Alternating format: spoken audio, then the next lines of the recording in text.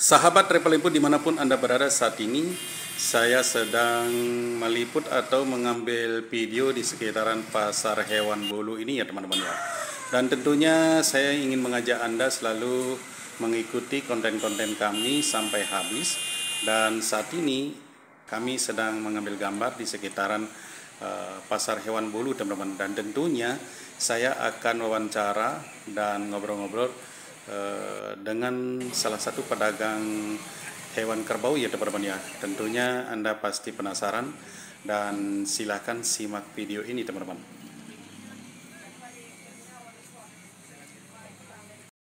Selamat pagi Pak. Pagi. Pak, mohon maaf mengganggu nih Pak. Pak, boleh tahu nggak Pak ini kerbau apa namanya Pak? Bunga. Bunga ya. Oh ya, ini kira-kira harganya berapa Pak ini? 250. 250 juta. Ya, ya. Kira-kira sudah dipelihara berapa tahun ini Pak? 4 tahun lebih. 4 tahun ya. Oke baik Pak, terima kasih banyak informasinya Pak ya. Oke baik Pak. Teman-teman, harga kerbau atau tedong bunga ya teman-teman ya. Tedong bunga biasanya harganya memang cukup tinggi ya teman-teman ya. Tetapi kadang-kadang juga harga dia ada yang murah, tetapi dia badannya agak kecil ya teman-teman ya. Dan tentunya kerbau-kerbau yang bermotif ini memiliki harga tinggi apabila badannya cukup besar ya teman-teman ya. Dan di samping itu juga dia masa peliharanya cukup lama teman-teman. Biasanya kerbau-kerbau yang sudah dipelihara lebih dari 4 tahun tentunya harganya sudah di atas ratusan juta ya teman-teman ya. Dan memang kerbau yang kita sebut sering dengan tedong bonga itu harganya di atas 200 jutaan teman-teman. Dan saat kita bicara tadi dengan salah satu pedagang kerbau tedong bonga atau kerbau bonga itu harganya 250 juta teman-teman. Sahabat Travel Input, saat ini di daerah Toraja Utara banyak sekali ada upacara adat, dan di mana upacara adat ini banyak sekali membutuhkan kerbau teman-teman. Setiap upacara adat paling sedikit membutuhkan kerbau 20 ekor teman-teman. Ada yang lebih dari 20 ekor teman-teman. Akhir-akhir ini sering sekali ada upacara adat Rambu Solo teman-teman, di mana upacara adat Rambu Solo ini sudah terkenal paling banyak menggunakan kerbau ya teman-teman ya. Dan di samping kerbau mereka juga banyak menggunakan babi teman-teman. Tetapi yang paling menonjol adalah banyak menggunakan kerbau teman-teman. Dan biasanya upacara adat yang besar mereka menggunakan kerbau-kerbau yang bermotif ya teman-teman ya. Dan di samping itu juga mereka juga menggunakan kerbau hitam untuk sebagai pelengkap ya teman-teman. Tapi biasanya kerbau yang paling banyak dipotong dalam satu upacara adat Rambu Solo adalah kerbau hitam teman-teman. Upacara adat Rambu Solo memang merupakan upacara adat yang paling sakral di daerah Toraja ya teman-teman ya. Dan tentunya upacara adat ini merupakan upacara adat yang paling besar teman-teman. Tidak seperti upacara adat lainnya yang dimana upacara adat Rambu Solo selalu ramai dan juga banyak membutuhkan biaya ya teman-teman ya.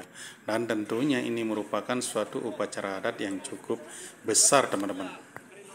Sahabat Travel Info dimanapun Anda berada saat ini, sebelum saya melanjutkan cerita ini, saya berharap kepada Anda untuk selalu subscribe, like, and share, tekan lonceng, personalisasikan ya teman-teman ya, untuk mendapatkan video-video yang lebih menarik dari Toraja Utara teman-teman. Dan di samping itu juga kami berharap Anda selalu nonton sampai habis satu konten ya teman-teman ya. Dan harapan kami Anda selalu setia nonton konten-konten kami teman-teman. Sahabat Travel Input, bila kita berbicara bisnis kerbau, tentunya bisnis ini menggunakan modal yang cukup besar ya teman-teman ya. Dan di samping itu juga bisnis kerbau biasanya bila kita melihat seseorang memelihara kerbau, dari kerbau tersebut lahir sampai dia bisa dipasarkan atau siap dipotong, tentunya ini memakan waktu atau menggunakan waktu cukup lama ya teman-teman ya. Rata-rata kerbau yang bisa dijual dari sejak lahir sampai bisa dipotong itu umurnya rata-rata paling minimal 4 tahun teman-teman. Dan tentunya ini merupakan bisnis jangka panjang ya teman-teman. Pebisnis kerbau yang besar rata-rata mereka akan mendatangkan kerbau dari luar daerah ya teman-teman ya. Dan tentunya kerbau-kerbau yang mereka datangkan dalam jumlah banyak, dan di samping itu juga rata-rata kerbau yang sudah berbadan jumbo teman-teman. Tentunya mereka akan memasarkan kerbau-kerbau tersebut di pasar hewan bulu ini teman-teman. Rata-rata kerbau yang didatangkan dari luar daerah teman-teman tentunya harganya akan pasti lebih tinggi ya teman-teman ya. Karena di mana kapal-kapal yang membawa kerbau-kerbau tersebut ke daerah Toraja tentunya mereka akan singgah dulu di port atau pelabuhan di Makassar ya teman-teman ya. Dan setelah tiba di Makassar mereka akan distribusikan ke daerah Toraja menggunakan mobile teman-teman. Dan tentunya ini merupakan bisnis yang cukup besar ya teman-teman ya, karena di mana semuanya dikendalikan dengan uang ya teman-teman ya. Artinya ya biaya yang dikeluarkan cukup tinggi ya teman-teman ya, karena distribusi kerbau tersebut dari daerah kerbau tersebut dilahirkan atau dibesarkan lalu dikirim ke Toraja ini tentunya pasti membutuhkan biaya besar teman-teman.